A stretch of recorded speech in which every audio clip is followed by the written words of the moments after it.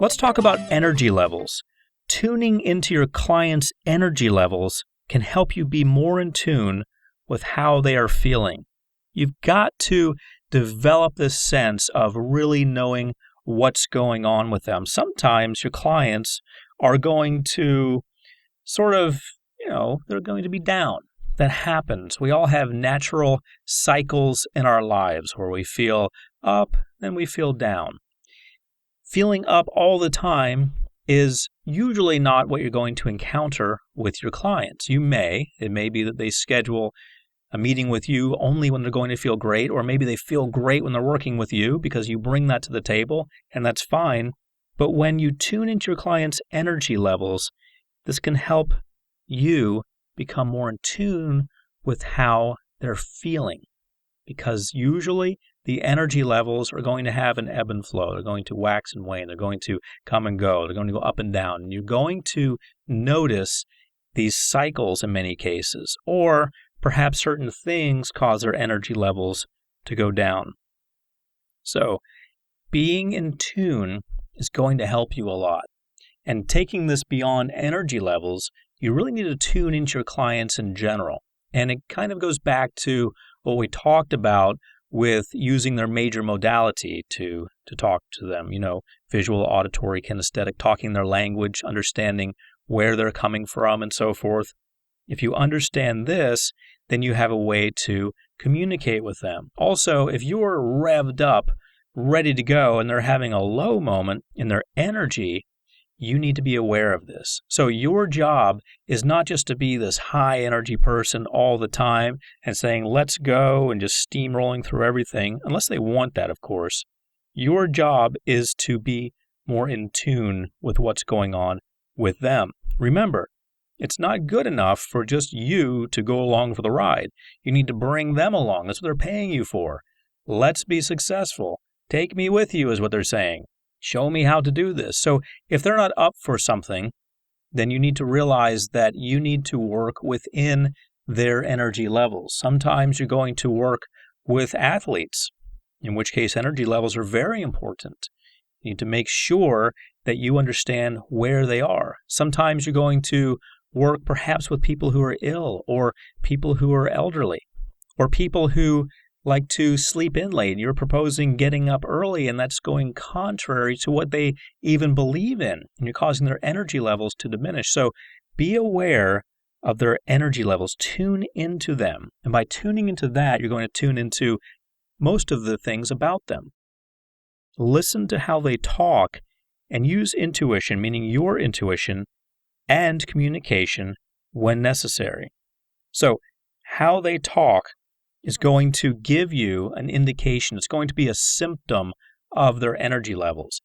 If they're talking one day about conquering the world, and the next day they're talking about lounging around their homes, sitting on their couch, watching TV, well, that's fine. You've got to realize that not every day is going to be conquer the world day for them. Sometimes their energy level is going to be low or different. Maybe they have high energy on the weekends to go boating, not to conquer the world. So you need to tune into them. By tuning into their energy levels and listening to how they talk and using your intuition, which in many cases is just your common sense from your experience about how people are, then you are going to gain tremendously in how to deal with them, how to work with them. So use intuition and communication when necessary. Perhaps you need to communicate that you don't feel that they're up for something that day. Now, if you don't feel up for something, I'm sorry, but that really doesn't matter, because your job is to be up for what they're up for anytime.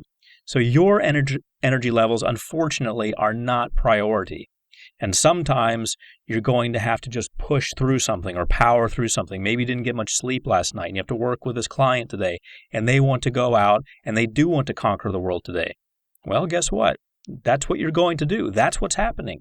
That's what's going to happen that day, whether you really appreciate it or not. So you need to put on your game face in those cases and power through it and make it happen.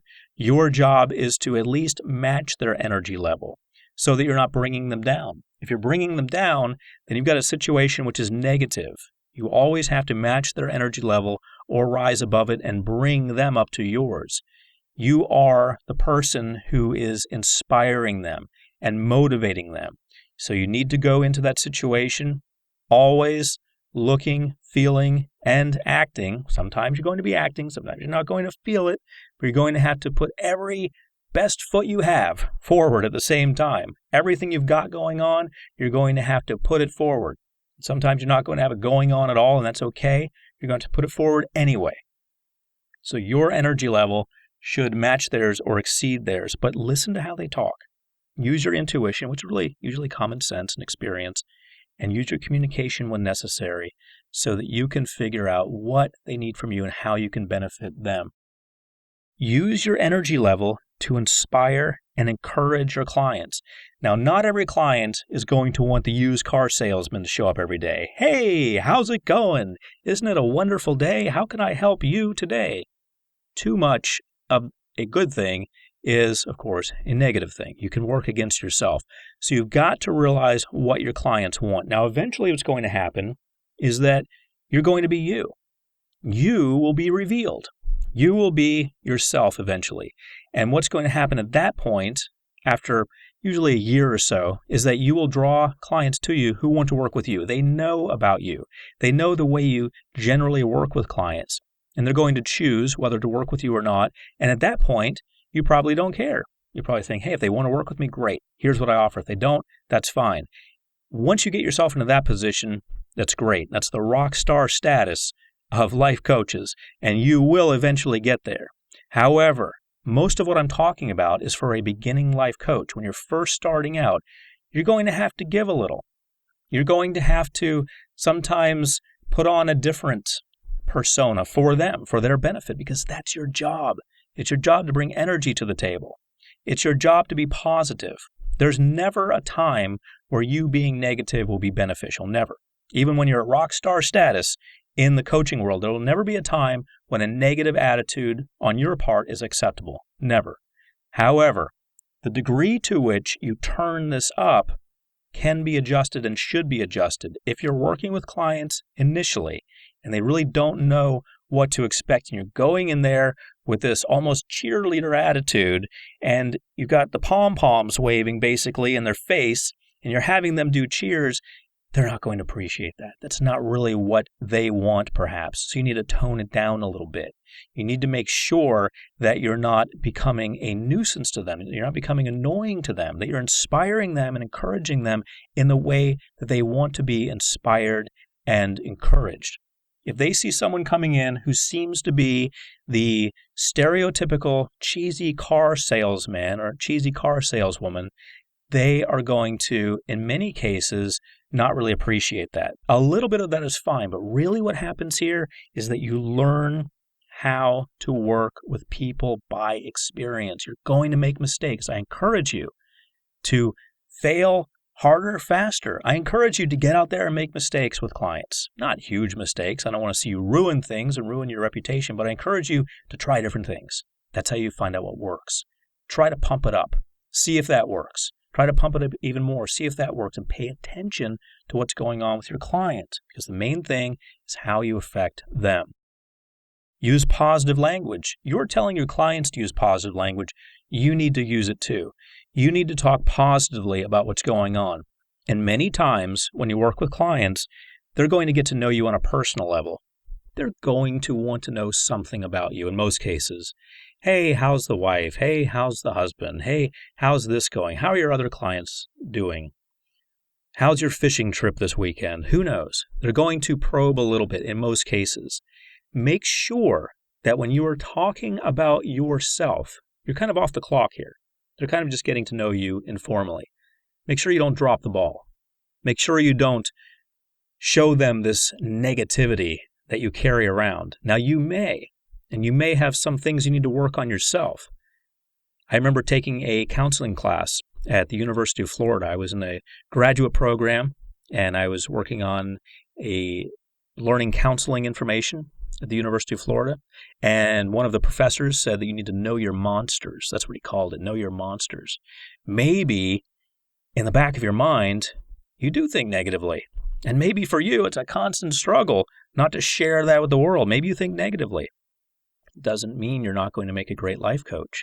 It really doesn't mean that. One of the best marriage counselors I know has been divorced and remarried 6 times. 6 times. One of the best weight loss people I know is overweight. And I'm talking about a lot of weight. I'm talking about extra 300 pounds. But guess what? The person who's been divorced 6 times knows how to work with people. He's had 6 marriages. All of them failed.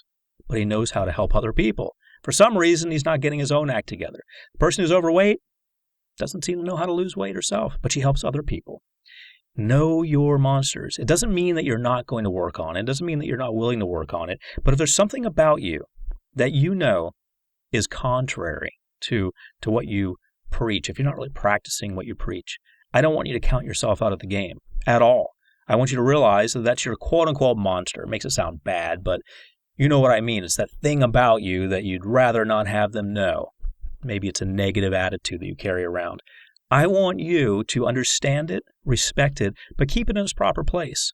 Rather than revealing this negative side of yourself or this side of yourself that's not really good with money or what have you, I want you to keep everything positive. I want you to keep everything positive for your client across the board. This is very important. It's important that they understand and respect what you're bringing to the table. You can undo everything you do pretty quickly if you get off the records and go have a beer with them and you say, yeah, I really don't think this positively, and I hope this works out with you. But as for me, I got this relationship thing, this financial thing, and so forth, and I've never really been a positive person. If you're starting to talk like that, catch yourself and change it. Encourage energy-enhancing activities such as exercise and hobbies. Not everything you do with your client is going to be dead on. Remember, the guy who started Microsoft, one of the guys, Bill Gates, he reads a lot of magazines that have nothing to do with computers or even with business. He likes to be well-rounded and feed his brain with a lot of different information. So, not every exercise they do has to be about what they're doing, what they're working on. Not every activity or hobby that they engage in has to do or needs to have to do with what they're doing, with what they're working on. There is tremendous benefit to the energy level of a person when they take a break from all that, when they allow their mind to eat a candy bar, if you will, when they allow themselves to go off the beaten path that many times they've been beating themselves up with. Just trying, sometimes doing, and achieving, but it's still sometimes the daily grind for them. Letting them take a break from that is going to increase their energy levels tremendously. I remember a few years back, a friend of mine gave me a book, and it was a book by, I'm not remembering the author right now, but I believe it was called Still Life with Woodpecker, something like that. It was a book by a guy who I started reading it, and I realized pretty quickly that it was fiction, and the guy writes a lot of odd fiction. A lot of odd things were happening in the book. The title's kind of odd, isn't it? Still Life with Woodpecker, I believe that was the name of the title. It wasn't necessarily even about a bird, per se. It was just a bunch of, and I said to my friend, what is this nonsense? What is this? I'm not going to read this. And he said to me something that stuck with me. This was about 10 years ago this happened. I still have the book to remind myself. He said to me, sometimes your brain needs a candy bar. That's where I got that. And I thought, wow, what a great concept. Sometimes when you're dieting or trying to eat right or actually going through with it and eating right and making it happen, you need a candy bar every now and then. You need to take a little break. When you're going through life and pushing, sometimes you need to do something that's completely unrelated, that seems counterproductive, that seems to you like a waste of time.